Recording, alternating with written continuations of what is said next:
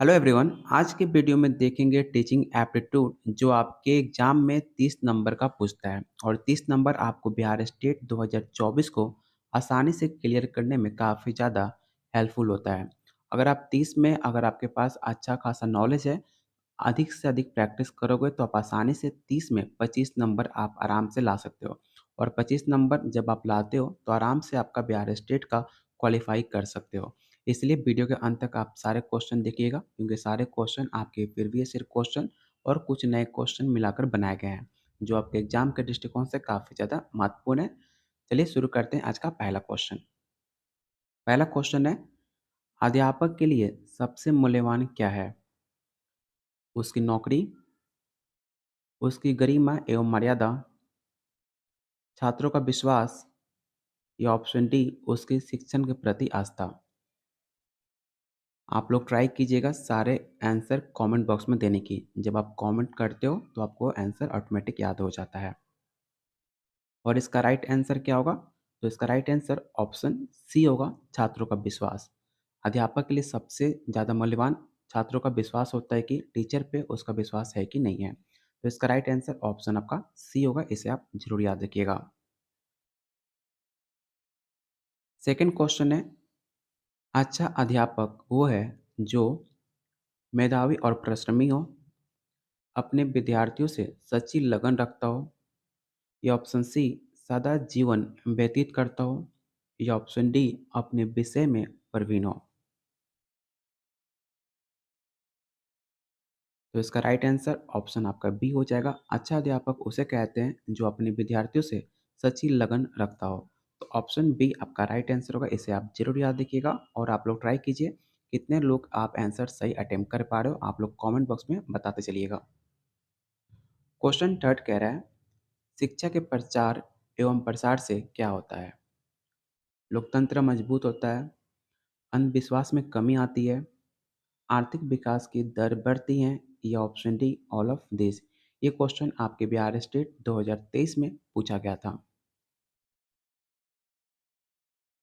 तो इसका right answer option D हो जाएगा। शिक्षा के प्रचार एवं प्रसार के लिए आपका सब कुछ इम्पोर्टेंट है, इसलिए इसका राइट आंसर ऑप्शन आपका डी हो जाएगा। क्वेश्चन फोर कह रहा है, आप स्कूल से बाहर अपने किसी छात्र के किस प्रकार से व्यवहार करेंगे? अजनबी की तरह, उनसे बात करना पसंद नहीं करेंगे, बहुत गंभीर होकर, या ऑप्शन डी मित्रों की तरह। जब आप किसी अपने साथी से, किसी अपने दोस्त से जब स्कूल से बाहर आप मिलते हो तो आप उनसे किस तरह व्यवहार करते हो, आपको ये बताना है। तो इसका राइट आंसर ऑप्शन सी होगा, बहुत गंभीर होकर। मेरे अकॉर्डिंग इसका राइट आंसर ऑप्शन डी होना चाहिए, मित्रों की तरह। जब आप किसी फ्रेंड से या आप किसी छात्र से जब आप बाहर मिलते हो तो आप उनसे मित्रों की तरह व्यवहार करना चाहिए। चाहे आपका दुश्मन हो, चाहे कोई भी हो, आपको प्यार से उनसे बात करना चाहिए। आपकी क्या राय है, इसका राइट आंसर क्या होगा, आप लोग कमेंट बॉक्स में बताइएगा। मेरे अकॉर्डिंग इसका राइट आंसर ऑप्शन डी होना चाहिए, मित्रों की तरह। क्वेश्चन 5 कह रहा है, शिक्षण क्या है? जो आप टीचर बनकर जब आप बच्चे को पढ़ाओगे तो शिक्षण एक क्या है आपको बताना है। एक कौशल है, एक कला है, या ऑप्शन सी एक क्रिया मात्र, या ऑप्शन डी एक तपस्या।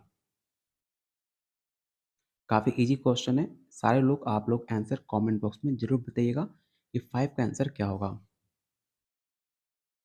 तो इसका राइट आंसर ऑप्शन आपका ए होगा, शिक्षण आपका एक कौशल है। तो इसका राइट आंसर ऑप्शन ए होगा। क्वेश्चन 6 कह रहा है, शिक्षा तभी सार्थक होगी जब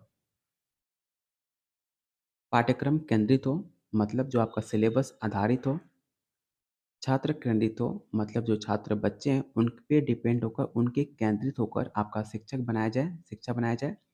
ऑप्शन थर्ड रोजगार केंद्रित हो, या ऑप्शन डी समाज केंद्रित हो। काफ़ी कंफ्यूजिंग क्वेश्चन है, इसमें बहुत सारे आप लोग गलती आंसर करोगे, तो आप लोग सोचकर आंसर दीजिएगा क्योंकि सारे ऑप्शन काफ़ी ज़्यादा इंपॉर्टेंट है और सारे पॉइंट भी काफ़ी ज़्यादा इंपॉर्टेंट भी है आपके शिक्षा के अकॉर्डिंग। तो इसका राइट आंसर ऑप्शन बी होगा। जो आपका सिलेबस होता है, जो आपका शिक्षक होता है, जो आपका करिकुलम होता है, वो सब कुछ आप पे डिपेंड करता है बच्चे के अकॉर्डिंग। बच्चे को क्या पसंद है, बच्चे को क्या पढ़ाना है, सब कुछ बच्चे पे देखकर ही आपका सिलेबस तैयार किया जाता है। इसलिए इसका राइट आंसर ऑप्शन आपका बी होगा। यही क्वेश्चन अगर आपके ग्रेजुएशन में या पीजी में आता, तो रोज़गार केंद्रित या समाज केंद्रित होकर वो आंसर हो सकता था। लेकिन जब बात बच्चे की हो रही है, तो छात्र केंद्रित होना चाहिए आंसर, तो ऑप्शन बी आपका राइट आंसर होगा। क्वेश्चन 7 कह रहा है, शिक्षण की समस्याओं को हल करने का दायित्व किसका है? प्रिंसिपल का, टीचर का, गवर्नमेंट का या ऑप्शन डी शिक्षावादों का? ऐसे क्वेश्चन आपके बिहार स्टेट 2023 में पूछे गए थे और आसानी से आप 30 में आराम से आप 25 नंबर ला सकते हो। 25 नंबर लाने के लिए बस आपको क्वेश्चन जितना प्रैक्टिस करोगे, तभी जाकर आपका स्कोर 25 आएगा। आपका जो 100 मार्क्स का जो मेन सब्जेक्ट होता है, उसमें अगर आप अच्छा नहीं कर पाते हो, उसमें 50 नंबर भी ला आप आसानी से लाते हो, 100 नंबर से 50 नंबर भी लाते हो और 25 नंबर आप टीचिंग एप्टीट्यूड में ला देते हो, तो आप आसानी से आप बिहार स्टेट क्वालीफाई कर सकते हो। और टीचिंग एप्टीट्यूड काफ़ी ज़्यादा स्कोरिंग आपका एग्ज़ाम होता है। इसमें आसानी से आप 25 आराम से ला सकता है हर कोई। बस आप लोग जितना हो सके क्वेश्चन को प्रैक्टिस कीजिए। आप लोग के लिए डेली एक मॉक टेस्ट टाइप का आपको टीचिंग एप्टीट्यूड क्वेश्चन मिलेगा, जिसका आंसर आप लोग को देना है कमेंट बॉक्स में और वीडियो को लाइक कीजिए और शेयर कीजिए अपने दोस्तों में, अपने ग्रुप्स में। तभी जाकर आप लोग के लिए डेली एक प्रैक्टिस सेट लाया जाएगा। तभी मुझे पता चलेगा कि आपको वीडियो पसंद आ रही है, तो आपके वीडियो लाइक और शेयर करने पे डिपेंड करता है कि आप डेली क्लास चाहते हो कि नहीं चाहते हो। तो इसका राइट आंसर ऑप्शन बी होगा। शिक्षण की समस्याओं को हल करने का दायित्व तो आपको टीचर का है।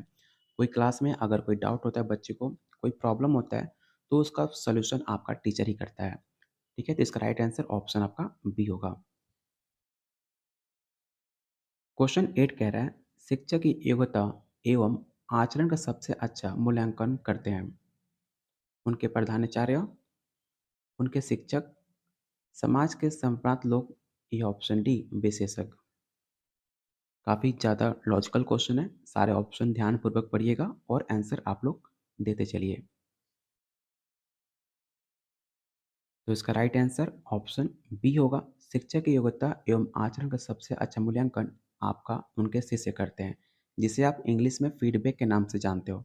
कोई टीचर कैसा पढ़ा रहा है, उनकी बिहेवियर कैसा है, उनकी योग्यता कैसी है, उनका आचरण कैसा है, उनका बिहेवियर कैसा है, ये सब कुछ कौन डिसाइड करता है? जो उनसे बच्चे पढ़ते हैं वो अच्छे से बता सकते हैं, उनका अच्छा फीडबैक दे सकते हैं उनके बच्चे कि टीचर का योग्यता और उनका बिहेवियर कैसा है। इसलिए इसका राइट आंसर ऑप्शन आपका बी होगा। उम्मीद है कि आपको किसी को भी कन्फ्यूजन नहीं होगा।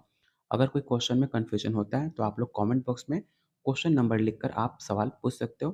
कोशिश की जाएगी आपका आंसर देने की।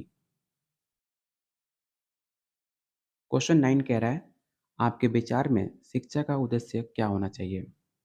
पहला ऑप्शन है शिक्षा ग्रहण करने के बाद नौकरी, छात्रों की मानसिक योग्यता का विकास, छात्रों का साक्षर बनाना या ऑप्शन डी बालकों का सर्वांगीण विकास। काफ़ी ज़्यादा कन्फ्यूजिंग क्वेश्चन है। ध्यानपूर्वक सारे ऑप्शन को पढ़िए और ऐसे क्वेश्चन आपको कन्फ्यूज कर सकते हैं और आपका एक नंबर आपको पता होते हुए भी एक नंबर आप गवा दोगे। इसलिए टाइम थोड़ा सा लेकर आप सारे ऑप्शन को ध्यानपूर्वक पढ़िए और आंसर राइट बताइए।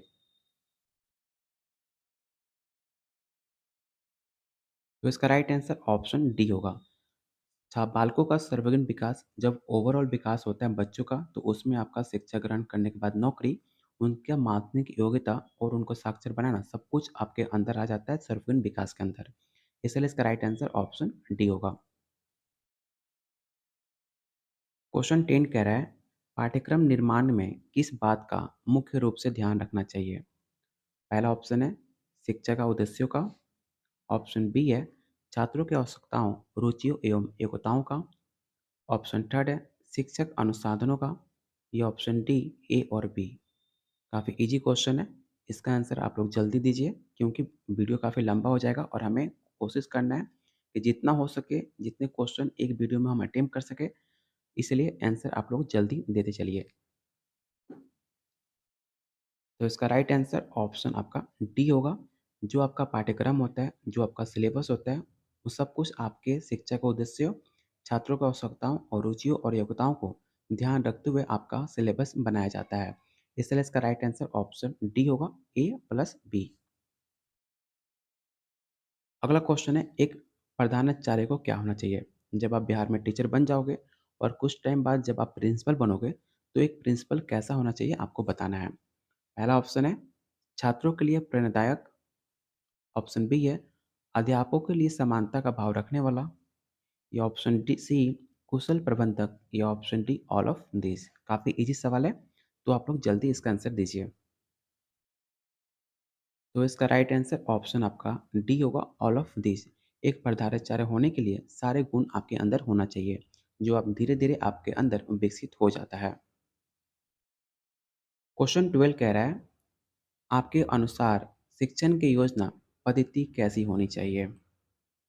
शिक्षक केंद्रित, प्रोजेक्ट केंद्रित, पाठ्य पुस्तक केंद्रित, या ऑप्शन डी बाल केंद्रित।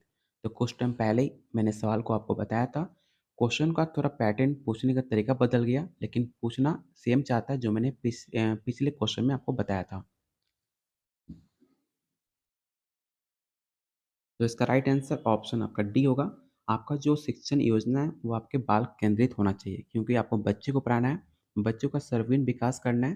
तो सब कुछ आपके बच्चे के अकॉर्डिंग होना चाहिए, तभी जाकर आप एक अच्छे टीचर और एक अच्छा स्कूल बन सकता है। तो इसका राइट आंसर ऑप्शन डी होगा। क्वेश्चन 13 कह रहा है, एक अध्यापक का श्रेष्ठतम गुण क्या है? पहला ऑप्शन है अध्यापक के प्रति पूर्ण समर्पण, ऑप्शन बी है अध्यापक के प्रति उच्च चरित्र, या ऑप्शन सी अध्यापक के प्रति उच्च विचार, या ऑप्शन डी अध्यापक के प्रति धर्मनिरपेक्षता। थोड़ा सा क्वेश्चन मॉडरेट है, तो आप आसानी से इसका आंसर दे सकते हो। बस आप ध्यानपूर्वक सारे ऑप्शन को रीड कीजिए और उसमें जो बेस्ट ऑप्शन दिखता है उसको आंसर टेक आउट कीजिए।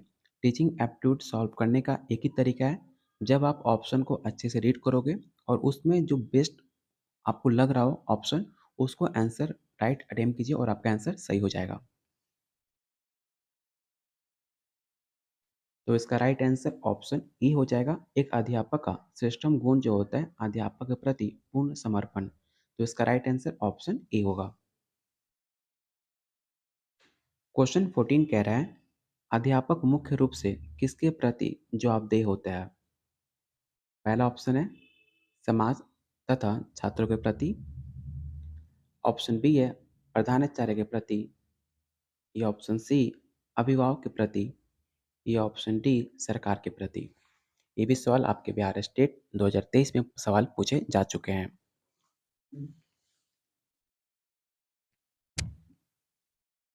तो इसका राइट आंसर ऑप्शन ई हो जाएगा। अध्यापक मुख्य रूप से आपके समाज और छात्रों के प्रति जवाबदेही होता है। तो याद रखिएगा, इसका राइट आंसर ऑप्शन ई होगा। क्वेश्चन 15 कह रहा है, ग्रामीण अंचलों में बच्चों के स्कूल से भागने और पढ़ाई छोड़ने के कारण क्या है? आप देख रहे होंगे, जितने आपके ग्रामीण में जितने सारे स्कूल हैं, तो सारे बच्चे आपके स्कूल से भाग जाते हैं।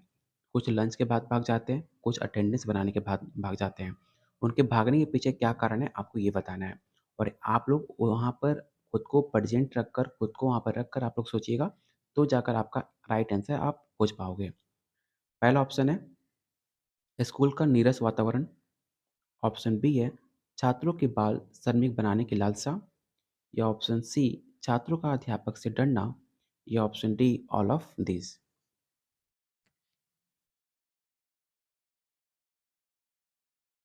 तो इसका राइट आंसर ऑप्शन ई हो जाएगा। बहुत सारे बच्चे क्या करते होंगे, इसका right answer D take out किए होंगे, लेकिन डी ऑप्शन आपका नहीं होगा।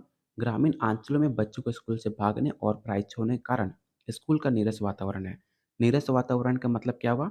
स्कूल में कोई भी गाइडनिंग, कोई भी टीचर भी जो है बच्चों के प्रति ध्यान देते नहीं है। काफ़ी सुस्त वहाँ पर माहौल है, काफ़ी ज़्यादा एक्टिव नहीं रहते टीचर, और ना ही बच्चे को अट्रैक्ट करते हैं अपने बातों में, या फिर उन्हें समझाने की कोशिश करते हैं, या फिर उनको समझने की कोशिश करते हैं। जिसके चलते जो आपके गाँव के बच्चे हैं, वो स्कूल से भागने और पढ़ाई छोड़ने के कारण माना जाता है। क्योंकि तो इसका राइट आंसर ऑप्शन ए होगा। और जो आंसर डी टिक आउट कर रहे हैं, तो आप लोग बताइएगा कि डी आपने आंसर क्यों टिक करा,